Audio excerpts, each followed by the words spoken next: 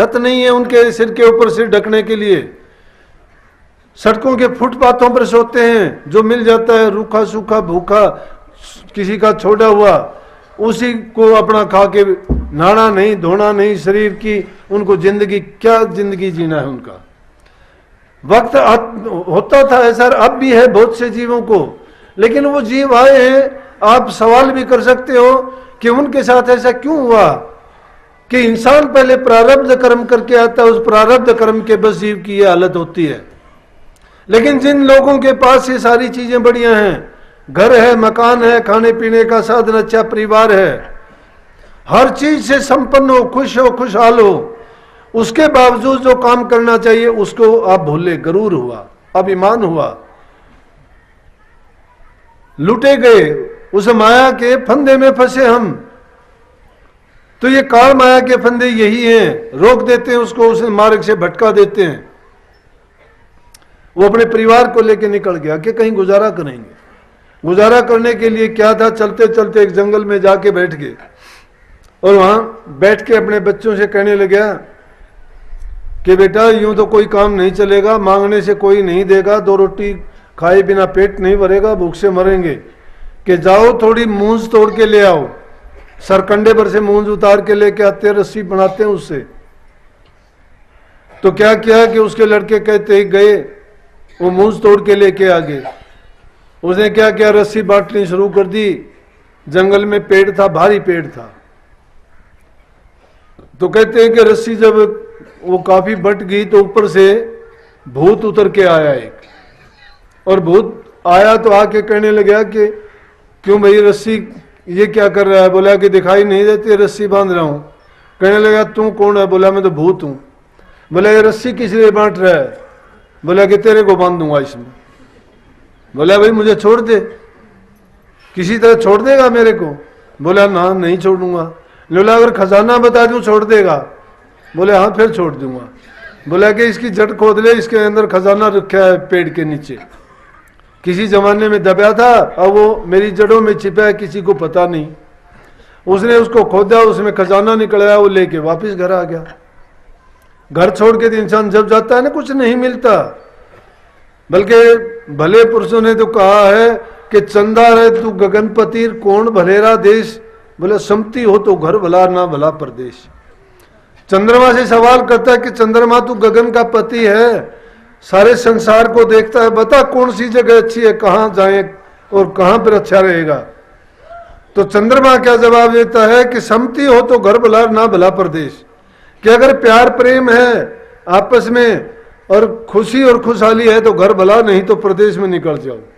जिस जगह इंसान को शांति नहीं है, प्यार नहीं है, दुश्मनी है, ईर्ष्या है, निंदा है, बुराइयां हैं, वहां इंसान का रहना ही क्या है। तो कहने लगा कि भाई यो धन ले जा। धन को लेके वो क्यों बाहर जाना था, वापिस घर आ गया। ठाठ से घर में अनाज सारी चीजें जरूरत की ले आया, अच्छा मकान हो गया, ठाठ से खाने लग गया। पड़ोसन औरतों में ज्यादा होती है बात, जाके पूछने लगी कि बहन क्या हुआ, तुम तो गए थे, क्या मिल गया ऐसा कि हमारी तो वही हालत है, तुम तो ठाठ करने लग गए, एक दिन गए थे उसी में। बोले क्या करने गए थे, हम तो इस तरह गए थे, लेकिन जंगल में जाके बैठे, कोई साधन नहीं था, रस्सी बांटनी शुरू कर दी। ये उसने पूरी प्रक्रिया जो उन्होंने करी थी वो पूरी समझा दी। आते ही शाम को अपने घर वाले से कहने लगी कि कल हम चलेंगे सब यहाँ से। बोले कहाँ चलेंगे? बोले कि घर छोड़ के चलेंगे, यहाँ गुजारा नहीं होता। वो लेके पूरे परिवार को पूरे गुजारा कर ले, अपना ठीक चल रहा। नहीं ना पड़ोसियों का देख, पड़ोसन ने मारी बुकड़ी, मेरे उठी कुकड़ी। लाडी ने देख के गाड़ी के पांव फूल गए, गाड़ी ने देख के लाडी के, और कहने लगी कि ना रहने नहीं तू चलना पड़ेगा। लेकिन पूरे परिवार ने बोली कि हाँ, अब वो तो उनकी तो जरूरत थी, उन्होंने नकल नहीं करी, असल थी उनकी, और उन्होंने नकल करी। जाके कहने लगे पूरे जंगल में रुकांगे। बोला कि यहाँ रुकने की क्या तू कहे, पानी नहीं, कहीं उठन बैठन की जरूरत है। बोला उस पेड़ के नीचे बैठ जा, जाके बैठ गया। बोले इन छोरिया ने कह दे कि मूंज तोड़ के ले आऊं।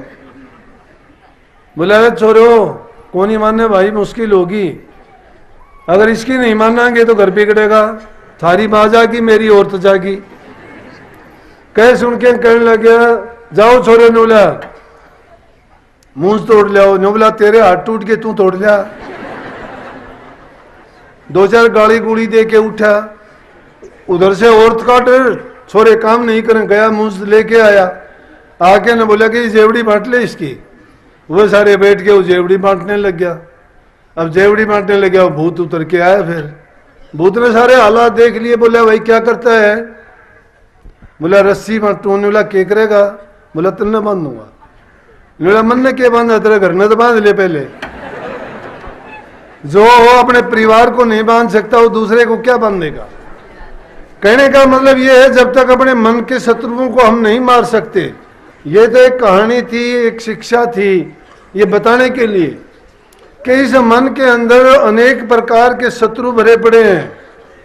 पहले अपने मन को जो जीत लेगा, मन के जीते जीत और मन के हारे हार।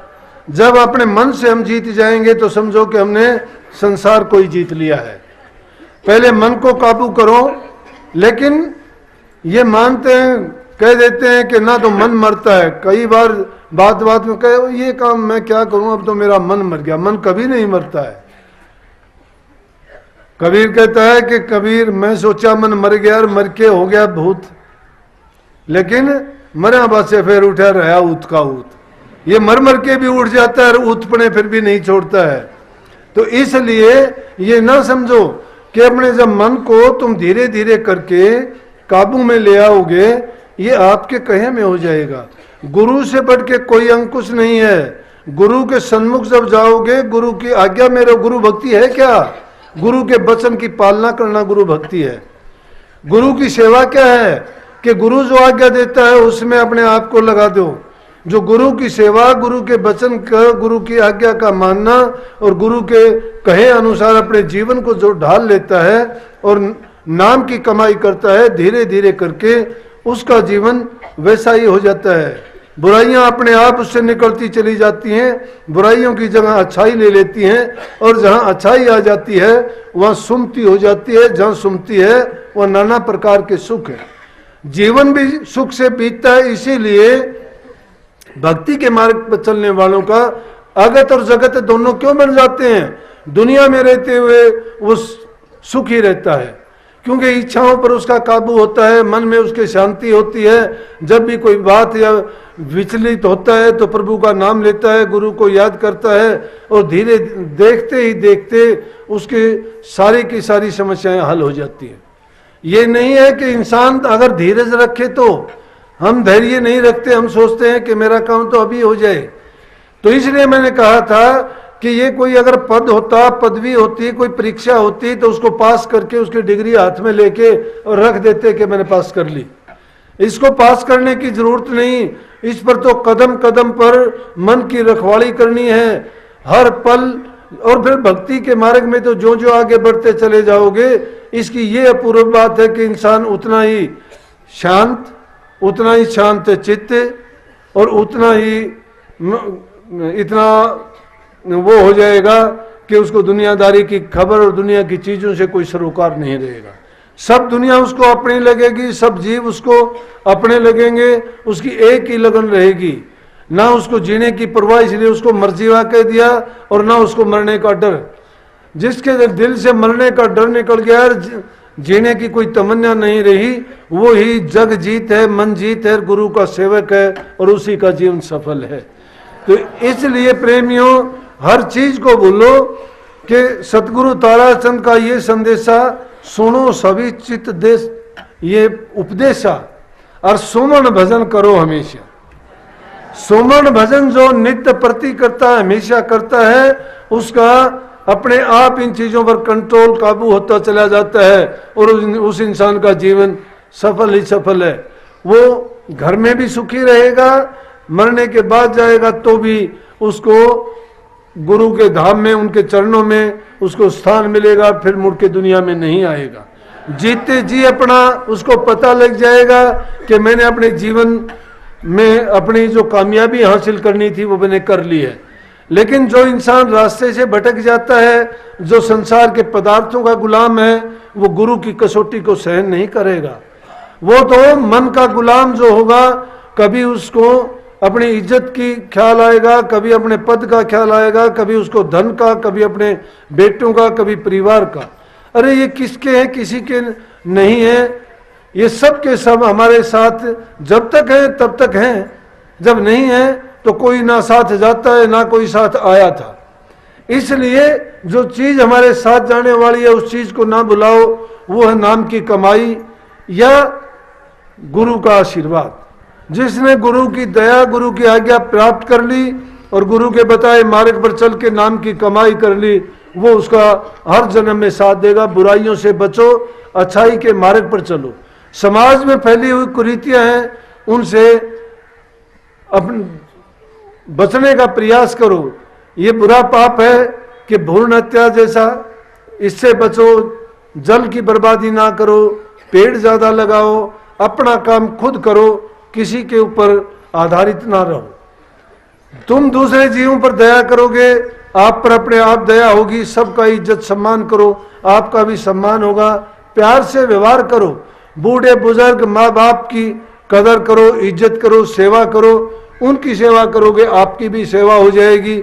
लेकिन तुम किसी को ठुकराओगे ना, तो फिर ये आस ना रखना कि आपकी भी इज्जत होगी। जरूरी चीज यही है कि भक्ति के मार्ग पर वही चलेगा जो इन अच्छे गुणों को अपना लेगा, जो दूसरे पर दया करता है, जरूरतमंद की सहायता करता है, माँ बाप बूढ़े बुजुर्ग की सेवा करता है। उसका जीवन मैं कहता हूं भक्ति से भी बढ़ के है।